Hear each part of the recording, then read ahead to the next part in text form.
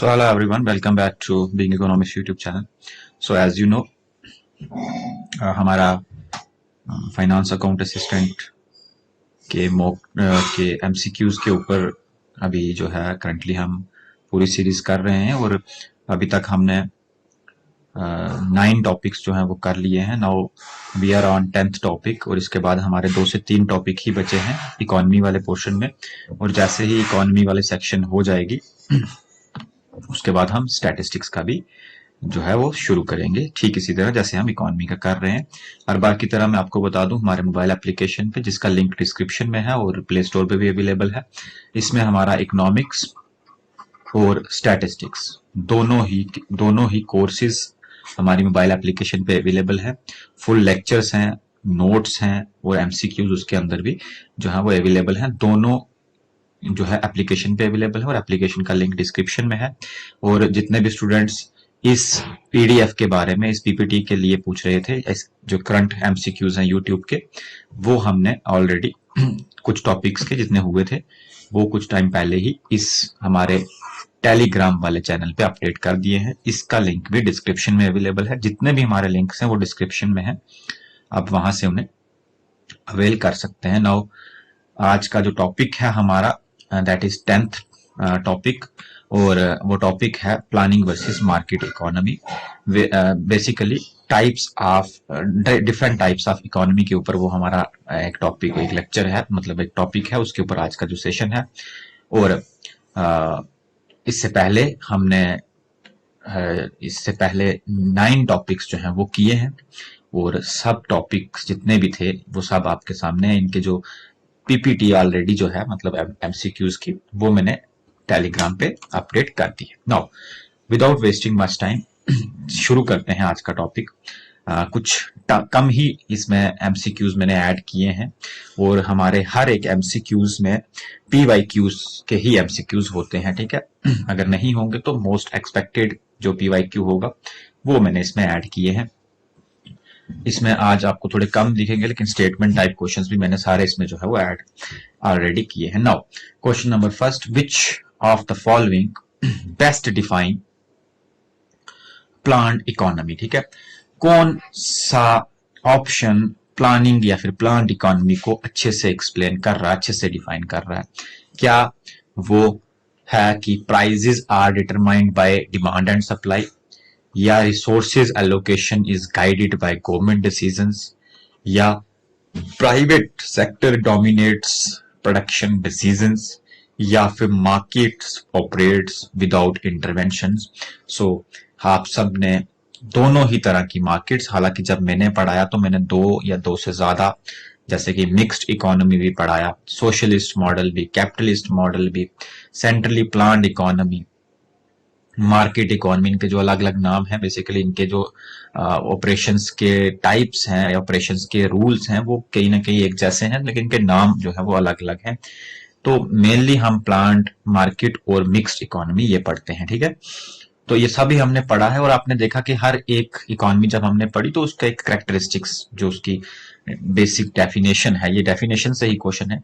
तो हमने ये देखा कि जो प्लान्ड इकोनॉमी है या प्लानिंग इकोनॉमी है, सेंट्रली प्लान्ड इकोनॉमी है, वो ऐसे टाइप की इकोनॉमी है जिसमें रिसोर्स एलोकेशन, मेनली रिसोर्स की एलोकेशन, डिस्ट्रीब्यूशन कैसे होगी रिसोर्सेज की, वो गवर्नमेंट डिसीजंस के ऊपर डिपेंड करती है. इसी को ही हम कहीं ना कहीं प्लान्ड इकोनॉमी कहते हैं. ऐसी इकोनॉमी जो कोई सेंट्रल अथॉरिटी कंट्रोल करे.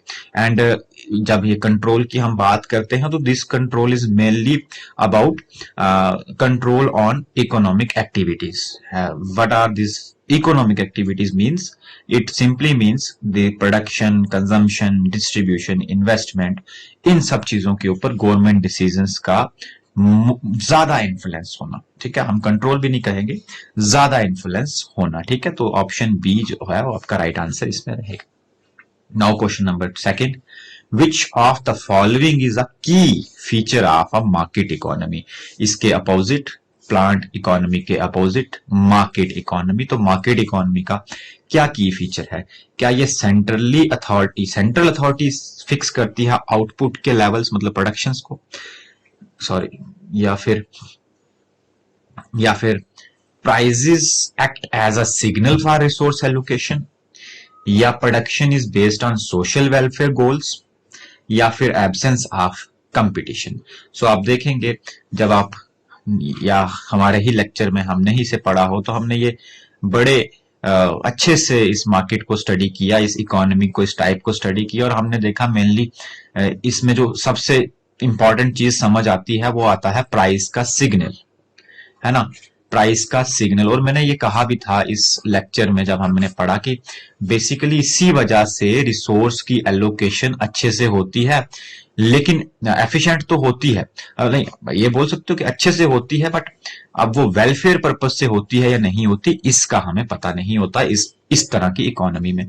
तो ये जो प्राइस सिग्नल्स हैं, बेसिकली ये प्राइस सिग्नल हमें मिलते हैं डिमांड और सप्लाई से, है ना, डिमांड एंड सप्लाई से, किसी भी चीज की डिमांड एंड सप्लाई के बेसिस पे हमें ये सिग्नल्स दिखाई देते हैं।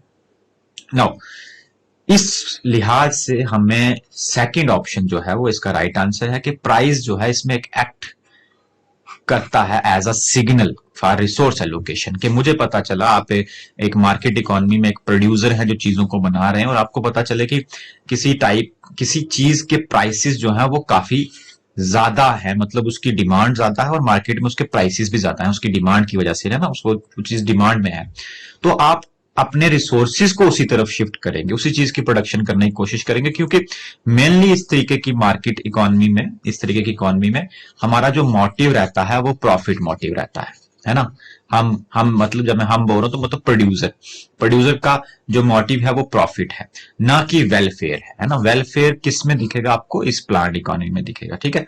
तो ये दो बेसिक क्वेश्चन दोनों के इंट्रोडक्शन से जो हमें ये चीज सोचने पे सोच उस तरफ लेके जाते हैं कि दोनों में आखिर डिफरेंस क्या है दोनों तरह की इकोनॉमी में। Now question number third, in centrally planned economy या या प्लान्ड इकोनॉमी या planning economy the basic economic problem is solved by. तो जो एक बेसिक इकोनॉमिक प्रॉब्लम होती है, अब क्या बेसिक इकोनॉमिक प्रॉब्लम्स है हम सबको पता है, हमने पढ़ा है central problems that are what to produce, how to produce, for whom to produce, है ना। सो दिस ऑल प्रॉब्लम, ये जो प्रॉब्लम है बेसिकली ये सेंट्रली प्लान्ड इकोनॉमी से आखिर कैसे ठीक करती है? क्या ये कंज्यूमर्स थ्रो डिमांड, या प्रोड्यूसर्स थ्रो प्रॉफिट मोटिव, या गवर्नमेंट थ्रो प्लानिंग अथॉरिटी, या फिर इंटरनेशनल ट्रेड? सो थोड़ा सा इजी हो गया ये अपने ऑप्शंस की वजह से कि इसमें गवर्नमेंट जो है वो अपनी प्लानिंग के थ्रू इन प्रॉब्लम्स को दूर करने की कोशिश करती है सेंट्रली प्लान्ड इकोनॉमी में, ठीक है। Question number fourth, in which of the following is a major limitation of market economy? market economy की इन सब ऑप्शंस में से क्या सबसे मेजर ड्रॉबैक है, क्या सबसे मेजर लिमिटेशन है? दैट इसमें लैक ऑफ इनोवेशन होता है, एब्सेंस ऑफ प्राइस मैकेनिज्म होता है, इनकम इनइक्वालिटी होती है, या एक्सेसिव सेंट्रल कंट्रोल होता है, ठीक है। तो आप देखेंगे कि सारे ही ऑप्शन आपको इस तरह के दिख रहे होंगे जो मार्केट इकोनॉमी में शायद नहीं होते हैं, ठीक है। जैसे कि लैक ऑफ इनोवेशन, तो ऐसा तो है नहीं, मार्केट इकोनॉमी में कंपटीशन की वजह से इनोवेशन होती है, ठीक है, तो ये ऑप्शन नहीं हो सकता। प्राइस मैकेनिज्म, अभी हम लास्ट ऑप्शन में, अभी लास्ट जो इसके मार्केट इकोनॉमी के रिलेटेड एमसीक्यू था उसमें पढ़ के आए कि इसमें प्राइस मैकेनिज्म होता है, प्राइस सिग्नल होता है, तो ये ऑप्शन भी नहीं है। एक्सेसिव सेंट्रल कंट्रोल तो हो ही नहीं सकता क्योंकि ये तो मार्केट इकोनॉमी है, ठीक है, तो इसमें लिमिटेड सेंट्रल कंट्रोल होता है, ना कि एक्सेसिव। तो बचा एक ऑप्शन हमारे पास, C option, that is income inequalities. मैं ऐसा क्यों बोल रहा हूं? क्योंकि due to this profit motive, ये जो रिसोर्सेज हैं ये उस तरफ शिफ्ट होंगे, उस तरफ टेंड होंगे जहां पे प्रॉफिट के चांसेस ज्यादा हैं प्रोड्यूसर के। तो अब प्रोड्यूसर जो है वो कंज्यूमर या फिर कंज्यूमर वेलफेयर का नहीं सोच रहा, जिस वजह से जो हायर इनकम ग्रुप्स हैं जिनकी तरफ ये रिसोर्स मूव हो रहे हैं उनका वेलफेयर ज्यादा होगा, लेकिन जो लो लेवल या फिर मिडिल क्लास या लो इनकम मिडिल क्लास जो पीपल है वो कहीं ना कहीं से पीछे रहेंगे। तो ये जो मार्केट इकोनॉमी है कहीं ना कहीं इनइक्वालिटीज बढ़ाने का काम करती है, ठीक है। जिसके पास में जितनी अप्रोचेस हैं, जिसके पास में जितना अवेलेबल रिसोर्सेस है, जितना उसके पास परचेजिंग पावर है बेसिकली, उतना वो इन चीजों को अवेल कर पाएगा। वो उतना ही ये मार्केट इकोनॉमी चाहेगी कि मैं उन लोगों को रीच करूं, उन लोगों तक मेरा प्रोडक्ट पहुंचे जो इसको खरीदने के काबिल है, ठीक है, जहां से इस चीज की डिमांड आ रही है, ठीक है। तो ये हमेशा उसी तरफ इकोनॉमी लेके जाएगी। वो जो मार्जिनलाइज सोसाइटी है, जो ऑलरेडी पीछे है, जिनकी तरफ से डिमांड बहुत कम आ रही है आपके प्रोडक्ट की, वो कहीं ना कहीं पीछे ही रह जाएंगे। तो एक इनइक्वालिटी, एक डिवाइड जो है वो इस इकोनॉमी की वजह से आपको देखने को मिलेगा। Now question number 5, which of the following best explain price mechanism, है ना। मैंने समझा दिया। प्राइस सिग्नल ये वही है कि government determine prices, no. Prices are fixed by producer, no. Prices are determined by interaction of demand and supply, yes. जब प्राइसेस उस तरीके से डिटरमाइन किए जाएं, किस तरीके से, बिल्कुल सिंपल है, हम हर बार ये पढ़ते आए हैं। इस तरफ हमारे पास डिमांड कर्व है, इस तरफ सप्लाई है, ठीक है। और ये जहां पे दोनों इंटरसेक्ट करेंगे, ये पॉइंट ई पे, यही है हमारा वो प्राइस जो कि डिटरमाइन हुआ है। और इसी के क्रॉसपोंडेंट में हमने जो क्वांटिटी को डिटरमाइन किया, उससे हमने प्रोड्यूस करना है on this particular given price. और ये जो गिवन प्राइस हमें मिला क्यों? With the help of interaction of this demand and supply, है ना। इन दोनों के इंटरएक्शन से हमें ये इक्विलिब्रियम प्राइस मिला, ये प्राइस हमें मिला, डिटरमाइन हुआ, ठीक है। नाउ इसलिए इस प्राइस मैकेनिज्म का मतलब है, मैं आगे आपको कुछ पीवाईक्यूज में, ये अपने एमसीक्यूज में समझाऊंगा भी कि ये कैसे ये जो प्राइस मैकेनिज्म है ये काम करता है, अभी उसके क्वेश्चंस भी आएंगे, ठीक है। नाउ क्वेश्चन नंबर 6, तो इसका राइट आंसर है वो सी रहेगा। Question number 6, which of the following is most likely under a planned economy, इनमें से कौन सा ऑप्शन जो है वो प्लान्ड इकोनॉमी के अंडर सबसे ज्यादा जो है वो देखने को मिलता है? क्या इसमें कंज्यूमर की सॉवरेनिटी देखी जाती है? एक मिनट, क्या इसमें कंज्यूमर की सॉवरेनिटी देखी जाती है? क्या इसमें प्रॉफिट मैक्सिमाइजेशन देखा जाता है? क्या इसमें production based on social priority देखा जाता है, या फ्री कंपटीशन देखा जाता है? तो सारे ही ऑप्शन एक तरह से थोड़ा सिमिलर आपको एज दे रहे होंगे, लेकिन आप फिर भी इजिली एलिमिनेट कर सकते हैं कि प्रॉफिट मैक्सिमाइजेशन तो नहीं होता प्लान्ड इकोनॉमी में, इसमें होता वेलफेयर मैक्सिमाइजेशन, सोशल जस्टिस, ठीक है, इस तरह की चीजें।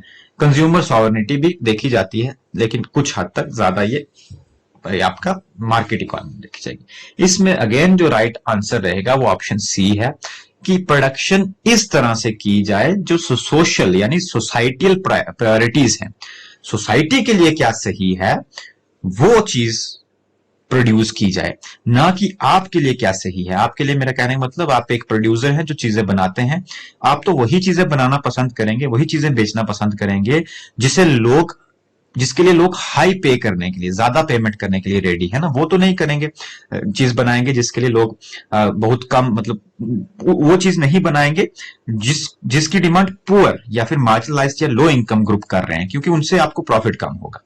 आप तो कोशिश करेंगे प्रॉफिट ज्यादा करने के लिए, उन चीजों की प्रोडक्शन करने के लिए, इसलिए वो मार्केट इकोनॉमी है। प्लान्ड इकोनॉमी हमेशा प्रायोरिटी रखता है सोसाइटी की, कि सोसाइटी को क्या चाहिए, क्या उनकी बेसिक नीड्स हैं, जो कि प्राइवेट या फिर मार्केट इकोनॉमी नहीं कर पाती। इसलिए ये जो गवर्नमेंट है, बेसिकली प्लान्ड इकोनॉमी में गवर्नमेंट ही मैक्सिमम रोल प्ले करती है। तो जो गवर्नमेंट है वही सोचती है सोसाइटी पॉइंट ऑफ व्यू से, जिन्हें हम पब्लिक गुड्स भी कहते हैं। वो पब्लिक गुड्स प्रोवाइड करवाना सोसाइटीज को, या पब्लिक गुड्स ना भी, बट ऐसी गुड्स जो नेसेसिटीज हैं, जो ज्यादातर उन लोगों की जरूरत है जिनके पास पैसा नहीं है। अंडरस्टूड? सो सी जो है इसका राइट आंसर है। Question number 7, which of the following is a feature of mixed economy, है ना। अब दोनों के कॉम्बिनेशन से तो आप इसे इजिली एलिमिनेट कर सकते हैं कि को existence of public and private, यानी मार्केट भी और प्लांट भी, दोनों जहां पे हो उसे हम मिक्स्ड इकोनॉमी कहते हैं, ठीक है। Now the question number 8, which of the following situations reflects market failure, है ना। थोड़ा सा मैंने दूसरी तरफ का क्वेश्चन इसमें ऐड किया है, बेसिकली पब्लिक फाइनेंस का ये क्वेश्चन है या पब्लिक इकोनॉमिक्स का क्वेश्चन है, लेकिन मार्केट से ही जुड़ा हुआ है, मार्केट इकोनॉमी से जुड़ा हुआ है, कि कब सिचुएशन होती है जब मार्केट फेलियर आता है ना। ऐसी क्या सिचुएशन है जब मार्केट फेलियर आ जाता है? तो बेसिकली ये सिचुएशन, मैं आपको थोड़ा सा कंसेप्ट इसका समझा दूं कि ये सिचुएशन तब अराइज होती है जब ये डिमांड और सप्लाई एक दूसरे के इक्वल नहीं हो पाते। जैसे यहां पे डिमांड और सप्लाई इक्वल है, लेकिन यहां पे डिमांड और सप्लाई इक्वल नहीं है, ठीक है। यहां पे demand is less than supply है, और इसके ऊपर वाली सिचुएशन देखेंगे, यहां भी demand is greater than supply है, ठीक है। सो यहां पे demand is less than supply है बेसिकली, यहां पे demand is greater than supply है, ठीक है। तो जहां पे इक्वल नहीं है, उन सिचुएशंस में बेसिकली मार्केट फेलियर की कंडीशन आती है। यानी कि या तो डिमांड बहुत ज्यादा है, सप्लाई नहीं आ रही, मार्केट फेलियर है, या तो सप्लाई बहुत ज्यादा है, उसकी डिमांड ही नहीं है, तो भी मार्केट फेलियर है। तो कौन सी सिचुएशन मार्केट फेलियर को रिफ्लेक्ट कर रही है? क्या इसमें एफिशिएंट प्राइस डिटर्मिनेशन होता है? नो, एफिशिएंट प्राइस डिटर्मिनेशन तो यहां पे हो रहा है जहां पे दोनों इक्वल है, तो यहां पे तो मार्केट फेलियर हो ही नहीं सकता। प्रोविजन ऑफ पब्लिक गुड्स, हाँ यहां पे होता है, ठीक है, यहां पे होता है। या फिर negative externalities not reflected in prices, या फिर नेगेटिव एक्सटर्नलिटीज जो है उसे जब प्राइस में रिफ्लेक्ट ना किया जाए तब, या फिर कंपिटिटिव इक्विलिब्रियम, या फिर कंपिटिटिव इक्विलिब्रियम हो तब मार्केट फेलियर होता है। बेसिकली ये और ये सिचुएशन कभी भी नहीं हो सकती। हाँ, अब मैं दो चीजों में आप दो ऑप्शंस में कंफ्यूज हूं। एक प्रोविजन ऑफ पब्लिक गुड्स, यहां भी मार्केट फेलियर होता है, लेकिन इससे ज्यादा मार्केट फेलियर, अगर कहीं पे आपको सिंगल ये दिखे तो इसे टिक करना, अगर सिंगल ये दिखे तो इसे टिक करना, और अगर दोनों दिखे तो उसमें से इसे टिक करना है। क्योंकि नेगेटिव एक्सटर्नलिटीज जो कि प्राइस में नहीं रिफ्लेक्ट होती, उससे सबसे ज्यादा मार्केट फेलियर होता है। हालांकि होता पब्लिक गुड्स से भी मार्केट फेलियर है, क्योंकि पब्लिक गुड्स ऐसी गुड्स हैं जिनकी जरूरत तो हर किसी को है, लेकिन उसके लिए पे कोई नहीं कर रहा, ठीक है ना। मतलब सप्लाई है, उसकी डिमांड भी है, बट उसके लिए पे कोई नहीं कर रहा, ठीक है। तो यहां डिमांड और सप्लाई डिटरमाइन नहीं कर पाते प्राइसेस को, यहां भी मार्केट फेलियर होता है, नो डाउट। बट आज इस क्वेश्चन के हिसाब से अप्रोप्रिएट ऑप्शन सी रहेगा आपका, ठीक है। Now question number 9, which of the following is common criticism of market economies? इनमें से क्या है जो मार्केट इकोनॉमी को सबसे ज्यादा क्रिटिसाइज, कौन सा ऑप्शन सबसे ज्यादा क्रिटिसिज्म दिखाता है? क्या ये लैक ऑफ इंसेंटिव्स है? No, incentives are there in market economy, ये तो हो नहीं सकता। एब्सेंस ऑफ इनोवेशन, ये भी नहीं हो सकता। टेंडेंसी टूवर्ड्स मोनोपोली, या फिर एक्सेसिव इक्वालिटी, ये भी नहीं है। तो बचा ऑप्शन सी। अब इसका मतलब क्या है समझना वो जरूरी है कि इस तरह की मार्केट इकोनॉमी में एक टेंडेंसी होती है कि ये मोनोपोलिस को क्रिएट करता है। यानी कि जो फर्म बड़े हैं, है ना, जो बिग फर्म है, कोई इंडस्ट्रीज हैं, ठीक है, ये इंडस्ट्रीज हैं, बड़ी बड़ी इंडस्ट्रियलाइज्ड जो लोग हैं, अगर वो चाहें इस मार्केट इकोनॉमी में तो पूरे मार्केट को कैप्चर किया जा सकता है। आप देखेंगे there are certain examples are there, ठीक है। इसके लिए एक हमने एक्ट भी लाया, MRTP एक्ट, ठीक है, वो काफी पहले हमने किया, हालांकि वो अब खत्म हो गया है, ठीक है। तो ये इसका मतलब ये है कि कोई एक या दो बड़ी बड़ी इंडस्ट्रीज मार्केट को पूरा कंट्रोल या मार्केट को पूरा ऑक्यूपाई ना करने लग जाएं या करने लग जाते हैं इस मार्केट इकोनॉमीज में, ये इसकी सबसे बड़ी क्रिटिसिज्म है, ठीक है, मोनोपोलिस का क्रिएट होना। नाउ क्वेश्चन नंबर 10, इसका सी जो है राइट आंसर रहेगा। Question number 10, which of the following best explains why market economy may fail to provide public goods? अभी मैंने पब्लिक गुड्स की बात की। पब्लिक गुड्स का मतलब है जैसे पब्लिक इंफ्रास्ट्रक्चर प्रोवाइड करवाना, जैसे रोड्स प्रोवाइड करवाना, जैसे गवर्नमेंट कोई भी चीज आप देख रहे हैं, जैसे हॉस्पिटल्स प्रोवाइड करवाना, स्कूल्स प्रोवाइड करवाना, आप स्ट्रीट लाइट देखते हैं, स्ट्रीट लाइट्स, ये भी एग्जांपल है एक तरह के पब्लिक गुड्स की, ठीक है। तो हमें ये बताया जा रहा है कि क्यों ये मार्केट इकोनॉमीज पब्लिक गुड्स को नहीं दे पाते। क्यों नहीं दे पाते? क्योंकि इनकी हाई कॉस्ट ऑफ प्रोडक्शन होती है, या ये नॉन एक्सक्लूडेबल, नॉन रिवाइवल होते हैं, या फिर गवर्नमेंट की रिस्ट्रिक्शंस होती हैं, या फिर लैक ऑफ डिमांड होती है। तो आप देखेंगे कि ये जो पब्लिक गुड्स होती हैं, ये दोनों ही इस कैटेगरी की गुड्स होती हैं जो कि एक तो नॉन एक्सक्लूडेबल होती है और नॉन रिवाइवल होती है। अब इसका मतलब क्या है जरा इसके समझे। बेसिकली ये जो इसका राइट आंसर है ऑप्शन बी, इसको आप दूसरी तरह से भी कह सकते हो, क्योंकि ये नॉन एक्सक्लूडेबल और नॉन रिवाइवल है तो इनमें प्रॉफिट की पॉसिबिलिटीज कम है, जिस वजह से मार्केट इकोनॉमीज इस तरीके की गुड्स को नहीं प्रोवाइड करवाते या नहीं करवा पाते, ठीक है, या फेल होते हैं इसे प्रोवाइड करवाने में। रीजन सिंपल है कि एक तो इस तरीके की चीज जो आप प्रोवाइड करवा रहे हो पब्लिक गुड, उसमें से किसी को एक्सक्लूड नहीं कर सकते, आप किसी को मना नहीं कर सकते कि आप इस चीज को यूज मत करें। पहली चीज, जैसे कि स्ट्रीट लाइट, एक आप स्ट्रीट लाइट देखेंगे कि उस स्ट्रीट लाइट में आप किसी को ये थोड़ी बोलेंगे कि तू आप इस स्ट्रीट लाइट के नीचे खड़े नहीं हो सकते, क्योंकि वो तो एक पब्लिक गुड है, उसके उस पर तो हर किसी का राइट है ना।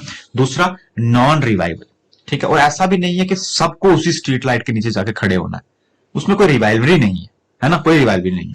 तो जब कोई किसी गुड का नेचर ऐसा हो कि वो नॉन एक्सक्लूड हो, नॉन रिवाइवल हो, तो उसे हम पब्लिक गुड कहते हैं। और इस तरीके की गुड में प्रॉफिट की पॉसिबिलिटीज बहुत कम होती हैं, जिस वजह से मार्केट इकोनॉमीज इसे प्रोवाइड नहीं करवाती। ठीक है, now statement type question number 11th statement first, in centrally planned economy information asymmetry is minimized due to centralized data collection। तो कहा जा रहा है कि जो सेंट्रली प्लान्ड इकोनॉमी होती है उसमें जो कम इंफॉर्मेशन एसिमेट्रिक होती है, मतलब इंफॉर्मेशन का कम होना, ये क्या है, इंफॉर्मेशन एसिमेट्री, मतलब एक हो गया इंफॉर्मेशन सिमेट्री, जब इंफॉर्मेशन बहुत सारी अवेलेबल हो, और दूसरा इसका अपोजिट इंफॉर्मेशन एसिमेट्री, मतलब जब इंफॉर्मेशन बहुत कम है लेकिन उस कम इंफॉर्मेशन को ये मिनिमाइज कर देती है, ये इस तरीके की इकोनॉमी। क्यों? क्योंकि इस तरह की इकोनॉमी के पास, इस तरह के इकोनॉमिक सिस्टम के अंदर सेंट्रलाइज्ड डेटा कलेक्शन काफी अवेलेबल होता है। जैसे एग्जांपल हमारे पास है, इकोनॉमिक सर्वे होगा, आपके पास सेंसस होगा, ये सब सेंट्रलाइज्ड डेटा। तो इस डेटा होने की वजह से इस तरह की इकोनॉमी में हमें इंफॉर्मेशन मिल जाती है, ठीक है, इसलिए इंफॉर्मेशन एसिमेट्रिक कम होता है। बिल्कुल राइट स्टेटमेंट है ये, इसमें कोई डाउट नहीं है। Second statement, however central authority may still face difficulty in processing complex information, complex economic information। तो बहुत ही स्टेटमेंट्स राइट है।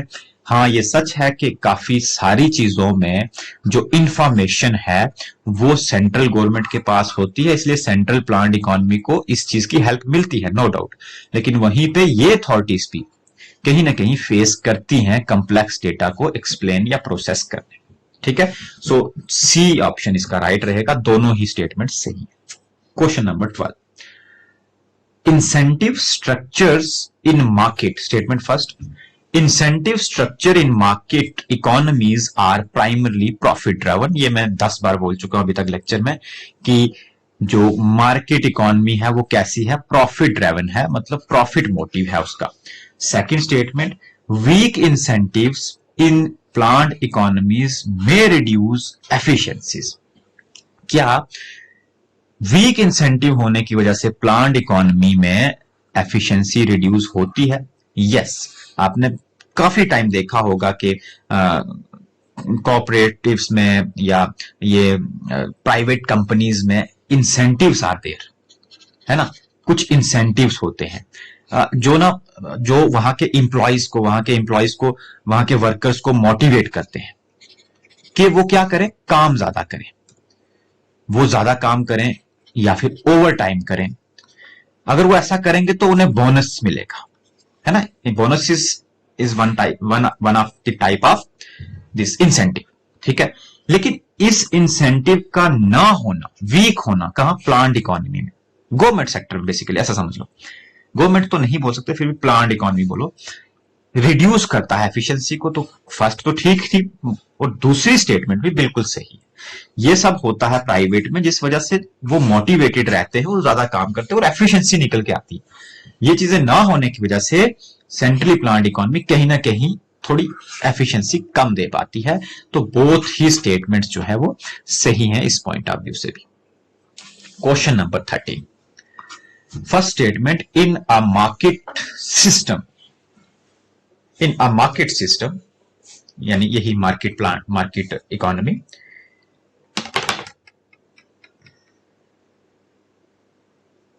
Firm exit the market if they incur persistent losses।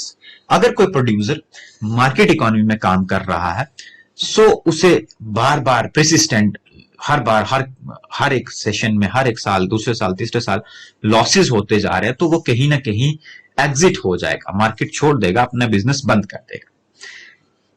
Second statement, लेकिन प्लांट सिस्टम में जो inefficient firms हैं वो शायद continue काम करते रहें। क्यों? क्योंकि उन्हें गवर्नमेंट की तरफ से कुछ ना कुछ पॉलिसी सपोर्ट मिलती रहेगी। तो दोनों ही स्टेटमेंट अगेन सही हैं। दोनों तरीके की इकोनॉमी में ये दोनों तरीके के ड्रॉबैक्स या प्रॉफिट्स अवेलेबल हैं कि एक में आपको अपने दम पे ही सब कुछ करना है, अगर तो लॉसेस फेस कर रहे हो तो मार्केट छोड़ के जाना पड़ेगा। प्लांट इकोनॉमी में कहीं ना कहीं ये एडवांटेज है कि अगर कहीं ना कहीं आपको लॉसेस भी हो रहे हैं तो आप कंटिन्यू काम कर सकते हैं, क्योंकि गवर्नमेंट की तरफ से कुछ इंसेंटिव्स तो नहीं कहेंगे, कुछ पॉलिसी सपोर्ट आपको मिलेगी कि अगर आपके लॉसेस भी हो रहे हैं तो गवर्नमेंट आपको कुछ सब्सिडाइज या फिर गवर्नमेंट आपके उस फर्म को, उस कंपनी को, उस प्रोडक्शन यूनिट को कहीं ना कहीं शायद मर्ज करे अपने पीएसयू या किसी के साथ में, जिससे साथ काम करके आपको प्रॉफिट जनरेट किए जाएं। ठीक है, तो ये सी ऑप्शन इसका राइट आंसर है। Question number 14, first statement, planning economies में prioritise long term goal over short term goal. अब मैं ऐसा क्यों बोल रहा हूं? क्योंकि आपने 5 ईयर प्लान्स देखे होंगे, 5 साल के भी बनते हैं, 10 साल के भी बनते हैं। ये लॉन्ग टर्म गोल्स होते हैं। जब भी प्लानिंग इकोनॉमी में गोल देखे जाते हैं वो मेनली, ऐसा नहीं है कि वो सिर्फ और सिर्फ लॉन्ग ही होते हैं, वो मेनली लॉन्ग और शॉर्ट दोनों होते हैं। ठीक है, लेकिन market economy always focus only on short term profit. ठीक है, तो क्या मार्केट इकोनॉमी सिर्फ और सिर्फ शॉर्ट टर्म प्रॉफिट्स पे फोकस करती है? फर्स्ट स्टेटमेंट ठीक है, सेकंड स्टेटमेंट गलत है, क्योंकि ये इसमें नो डाउट कि वो शॉर्ट टर्म प्रॉफिट्स पे फोकस करते हैं, बट इन्होंने लिखा ओनली ऑन, इस एक वर्ड की वजह से ये स्टेटमेंट गलत हो गया। ये ऑलवेज फोकस ओनली ऑन ऐसा नहीं है। हाँ, ये फोकस तो करते हैं शॉर्ट टर्म पे, बट सच है शॉर्ट टर्म पे भी as well as long term पे भी इनका जो मोटिव होता है वो प्रॉफिट गेन करना होता है, इसलिए सिर्फ ए स्टेटमेंट इसमें सही रहेगा। Question number 15, first statement, in a market economy price act as signal for resource allocation. अभी हमने पढ़ा मार्केट इकोनॉमी में प्राइस ही सिग्नल का काम करता है रिसोर्स के एलोकेशन के लिए। ठीक है, लेकिन इन प्लांट इकोनॉमी प्राइजेस में no role in decision making. लेकिन planned economy, centrally planned economy में मार्केट प्राइजेस बिल्कुल अपना कोई रोल प्ले नहीं करते। अगेन ये जो नो वर्ड है ये इसमें गलत है, जिस वजह से इसने पूरी स्टेटमेंट को गलत कर दिया, जबकि ऐसा नहीं है।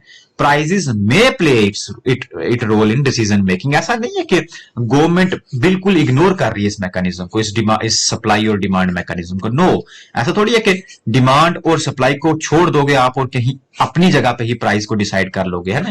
नो, प्राइस और डिमांड और सप्लाई को देखा जाता है, बट उतना इंपॉर्टेंस नहीं दिया जाता। क्यों? क्योंकि अगर ज्यादा इंपॉर्टेंस हम प्राइस में देंगे, कहां? इस प्लांट इकोनॉमी में, गवर्नमेंट वाले पे, तो फिर हम लोगों का वेलफेयर नहीं कर पाएंगे। इस चीज को मैं थोड़ा आगे जाके और अच्छे से समझाने वाला हूं आपको। ठीक है, तो इसलिए सेकंड स्टेटमेंट गलत है कि ऐसा नहीं है कि प्राइस को बिल्कुल नहीं देखा जाता, प्राइस को देखा जाता है, बट उतना नहीं देखा जाता जितना कि इस मार्केट इकोनॉमी में देखा जाता है, क्योंकि मार्केट इकोनॉमी तो पूरी की पूरी डिमांड और सप्लाई पे डिपेंड है। ठीक है, दोनों मार्केट फोर्सेस पे डिपेंड है।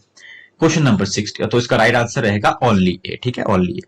सो 16th, first statement, consumer sovereignty exist in market economy. हाँ, बिल्कुल, मार्केट इकोनॉमी में कंज्यूमर की सॉवरेनिटी देखी जाती है। कंज्यूमर की सॉवरेनिटी का मतलब है मेरी चॉइसेस के बेसिस पे चीजें मुझे दी जाएगी, जो मेरी मुझे जो चीज पसंद है, मैं जो चीज खरीदना चाहता हूं, प्रोड्यूसर की ये कोशिश होगी कि वो मेरे तक पहुंचाई जाए अपना प्रॉफिट देख के, क्योंकि मैं उस चीज की बहुत ज्यादा डिमांड करता हूं। मेरी चॉइसेस की जो है उन्हें वैल्यू है मेरा चॉइसेस का ना। मैं किसी महंगे फोन के लिए, किसी लैपटॉप के लिए, किसी और चीज के लिए डिमांड करता हूं, तो वो चीज प्रोवाइड मुझे होती है ना।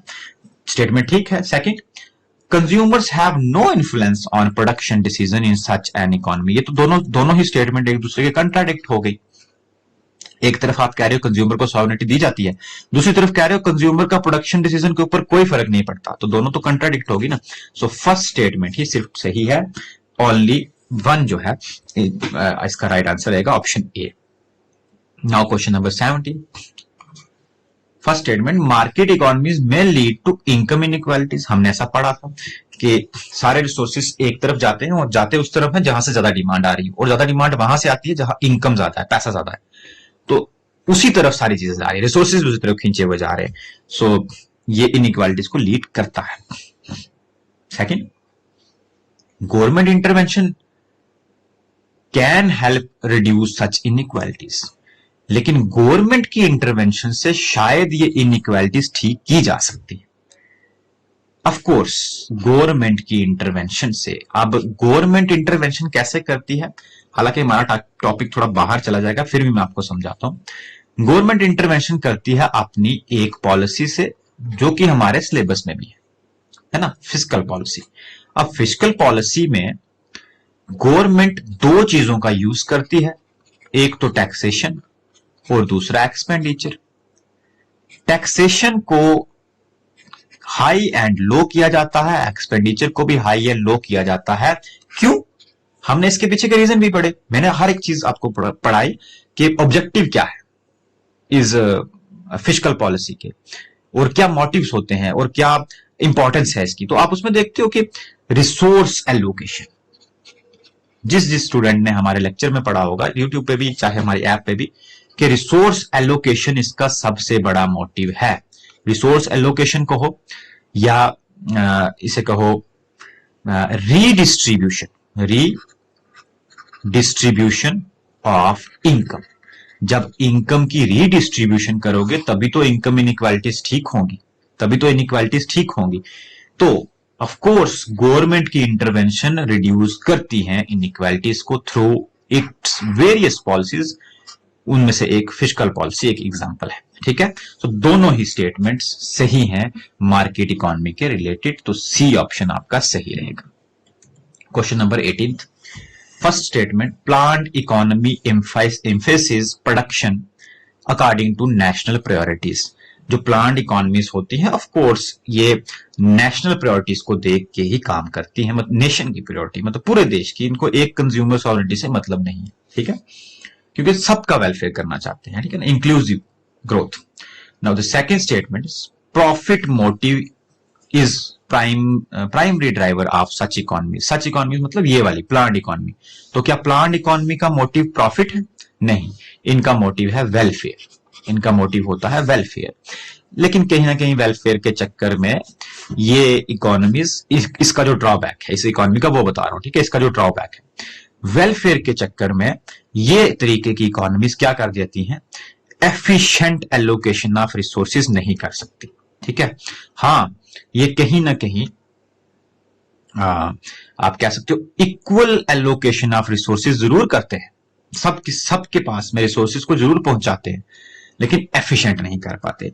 एफिशिएंट हमेशा मार्केट इकोनॉमी करती है, क्योंकि ये एक मॉडर्न प्रिसेप्शन है कि एफिशिएंट तभी होगा जब जिस रिसोर्स की जरूरत जहां पे है वहां पे पहुंचे, है ना, मतलब जहां से डिमांड आ रही है वहां पे सप्लाई जाए, है ना।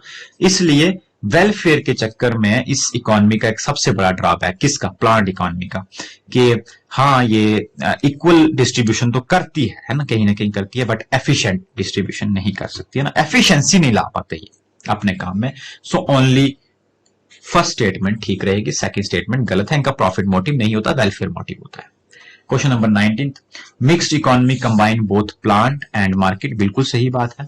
Government intervention is completely absent in mixed economy. बिल्कुल गलत बात है, मिक्स्ड इकोनॉमी में दोनों ही होती है, तो फिर गवर्नमेंट की इंटरवेंशन एब्सेंट क्यों होगी, है ना, इसलिए ओनली ए जो है इसका राइट आंसर रहेगा। Question number 20, statement first, market failure justifies government intervention, है ना। मार्केट फेलियर गवर्नमेंट इंटरवेंशन से जस्टिफाई किया जा सकता है, बिल्कुल सही है। Public goods are the example of market failure. मैंने आपको बताया पीछे भी एक ऑप्शन में कि मार्केट फेलियर पब्लिक गुड्स की वजह से भी होता है, और होता सिर्फ इसी वजह से है कि डिमांड और सप्लाई मीट नहीं कर पाती। जितनी डिमांड है उतनी सप्लाई मीट नहीं कर पाती, जिस वजह से एक प्राइस डिसाइड नहीं हो पाता। यही सबसे बड़ा रीजन है किसका, मार्केट फेलियर का। दोनों ही स्टेटमेंट सही है, ऑप्शन सी जो है इसका राइट आंसर रहेगा। Question number 21, in market economy production decisions are guided by profit signal, बिल्कुल राइट ऑप्शन है। वही प्राइस मैकेनिज्म वाला रिपीट हो रहा है बेसिकली क्वेश्चन सब, क्योंकि क्वेश्चन मैंने बोला था कम इसमें बनेंगे तो वही स्टेटमेंट इसलिए रिपीट हो रही है। मार्केट इकोनॉमी में of course production decision guided by profit signals. Second statement, social welfare is automatically maximised in all cases. अब सोशल वेलफेयर कैसे मैक्सिमाइज हो जाएगा ऑटोमेटिकली अगर आप प्रॉफिट सिग्नल्स को देख के प्रोडक्शन कर रहे हैं, तो इसलिए ऑप्शन स्टेटमेंट फर्स्ट ही सही है, सेकंड गलत है। सोशल वेलफेयर ऑटोमेटिकली मैक्सिमाइज्ड तब होगा जब आपकी इकोनॉमी प्लान्ड होगी, जब आपकी इकोनॉमी प्लान्ड होगी, इसलिए ऑप्शन ए ही इसका जो है वो राइट आंसर रहेगा। क्वेश्चन नंबर 22, प्राइस कंट्रोल इन प्लान्ड इकोनॉमी में लीड टू शॉर्टेज। प्राइस को जब कंट्रोल किया जाता है प्लान्ड इकोनॉमी में, जब गवर्नमेंट जानबूझ के प्राइसेस को ड्रॉप रखे या प्राइसेस को अप रखे, क्यों? ताकि चीजों की शॉर्टेज को रोका जा सके, मतलब चीजों की शॉर्टेज को नहीं रोका जा सके, चीजों की डिमांड को कम किया जा सके, बेसिकली चीजों की डिमांड को कंट्रोल किया जा सके।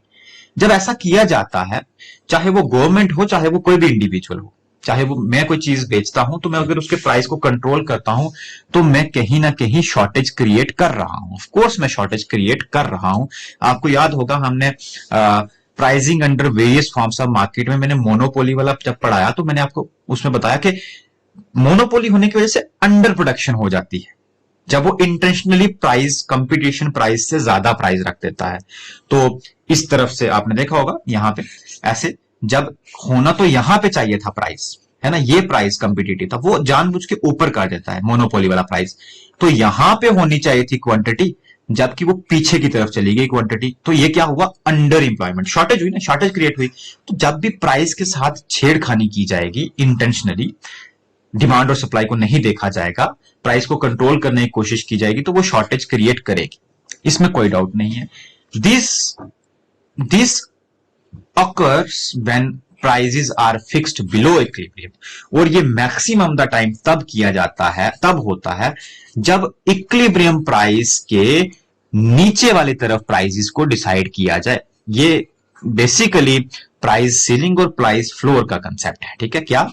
प्राइस सीलिंग और प्राइस फ्लोर का कंसेप्ट है, और ये कंसेप्ट बेसिकली जुड़ा है एमएसपी से, ठीक है। एमएसपी से भी ये कंसेप्ट जुड़ा हुआ है कि एमएसपी जो गवर्नमेंट अपना प्राइस डिसाइड कर देती है एक चीज का, चाहे वो इक्विलिब्रियम के ऊपर हो चाहे नीचे हो, दोनों ही केसेस में आप देखेंगे कि कुछ ना कुछ प्रॉब्लम्स को ये लीड करेगा, और अगर ये बिलो इक्विलिब्रियम किया जाए तो ये शॉर्टेज को क्रिएट करता है, ठीक है। सो बेसिकली ये प्लांट इकोनॉमी से जुड़ा हुआ थोड़ा सा ज्यादा जुड़ा हुआ नहीं है, थोड़ा जुड़ा हुआ कंसेप्ट है, क्योंकि प्लांट इकोनॉमी में ही गवर्नमेंट जो है वो ज्यादा इंटरवेंशन करती है प्राइसेस में, इसलिए हमने उससे जोड़ के इस कंसेप्ट को बताया। तो सी जो है इसका वो राइट आंसर रहेगा। Now question number 23, first statement, price public sector play a dominant role in planned economy. Of course public sector ही, गवर्नमेंट सेक्टर ही सबसे ज्यादा रोल प्ले करता है, और private sector is completely absent in all such economies. No, ऐसा नहीं है। सेंट्रली प्लान्ड इकोनॉमी होने का ये मतलब नहीं है कि प्राइवेट सेक्टर कंप्लीटली एब्सेंट हो। नो भाई, ऐसा नहीं है। Private sector still exist in this planned economy. Private sector also plays its important role in this planned economy. ऐसा नहीं है कि वो बिल्कुल नहीं होता, वो भी होता है, ये दोनों को एग्जिस्टेंस में काम करते हैं, बट ऐसा है कि ज्यादा इंपॉर्टेंस जो है वो पब्लिक सेक्टर को दी जाती है, ज्यादा कंट्रोल पब्लिक के हाथ में होता है, इसलिए सेकंड स्टेटमेंट गलत है, ओनली ए इसका right answer. Question number 24, market economies rely on self regulating mechanism. हाँ, यहां पे मैं आपको एक चीज समझाना चाहता हूं, जो मैंने शुरू में बताया कि जब ये प्राइस डिमांड और सप्लाई के बेसिस पे प्राइसेस डिसाइड होते हैं ना, तो इसके अंदर ना एक टेंडेंसी होती है इकोनॉमी के अंदर कि ये ना सेल्फ रेगुलेट करती है खुद को, ठीक है। सेल्फ रेगुलेटिंग मैकेनिज्म होता है। कई बार अगर ये प्राइसेस ऊपर की तरफ भी चले जाएं, है ना, ये प्राइसेस P1 हो गए P0 से, P1 हो गए, P0 से प्राइसेस ऊपर की तरफ चले गए, तो ये ना अपने आप वापस नीचे आ जाएंगे, अपने आप नीचे आ जाएंगे। देखो जरा हो क्या रहा है, यहां पे demand is less than supply है ऊपर वाली साइड। इस सिचुएशन को हम कहते हैं एक्सेस सप्लाई सिचुएशन, है ना, ये मैंने पहले भी पढ़ाया है। एक्सेस सप्लाई सिचुएशन में क्या होगा, अब मान के चलो सप्लाई बहुत ज्यादा है चीजों की, लेकिन उसकी डिमांड ही नहीं है।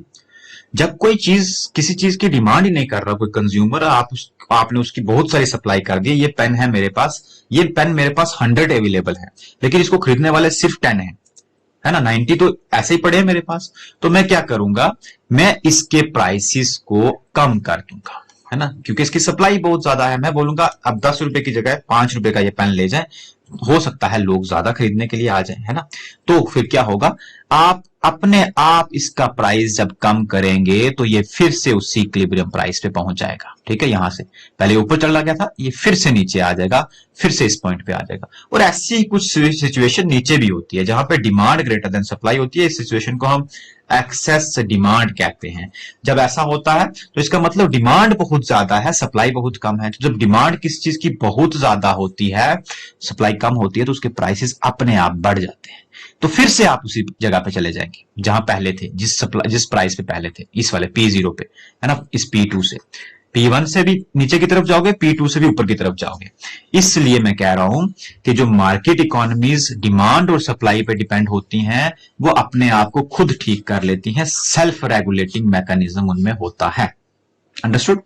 फर्स्ट स्टेटमेंट, ठीक है। Second, government policies have no role in such economy. ऐसा बिल्कुल भी नहीं है कि गवर्नमेंट का, जैसे इसमें हमने बोला ना पब्लिक का बिल्कुल एब्सेंट है, ऐसा भी नहीं है।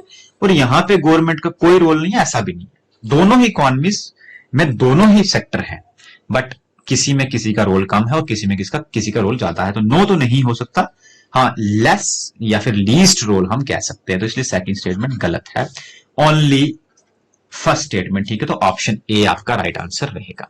सो मैंने इतने ही क्वेश्चंस इसमें से बनाए हैं, इसमें से आपके लिए प्रिपेयर किए हैं। अगर मैं और बनाता तो ये टॉपिक्स जो है वो रिपीट होते जाते या फिर out of the context topic आने लग जाते। जैसे आपने ये देखा, ये एमएसपी के रिलेटेड और प्राइस सेलिंग और प्राइस फ्लोर के रिलेटेड यहाँ पे टॉपिक आया, ठीक है। इसलिए मैं यही कहूंगा कि इस पर्टिकुलर टॉपिक के इतने ही क्वेश्चन मैंने रखे, खुद से ही इतने रखे ताकि ज्यादा चीजें कॉम्प्लेक्स ना हो। ये हमारा 10th टॉपिक था, हमारे 3 ही टॉपिक रह गए हैं इकोनॉमी के, उसके बाद हम स्टार्ट करेंगे। मैं एक ही चीज आपको कहूंगा, जितना हो सके वीडियोस को शेयर करें, ठीक है। वीडियोस को जितना हो सके उतना सबके साथ शेयर करें, ताकि मेरी जो ये जब इकोनॉमी का पोर्शन खत्म होगा तो मैं इसके पूरे कितना शेयर हुआ क्या हुआ उसके हिसाब से ही स्टैट का जो है वो एमसीक्यूज लाऊंगा, ठीक है। तो नेक्स्ट वीडियो में जो है नेक्स्ट टॉपिक के साथ हम मिलते हैं। Thank you.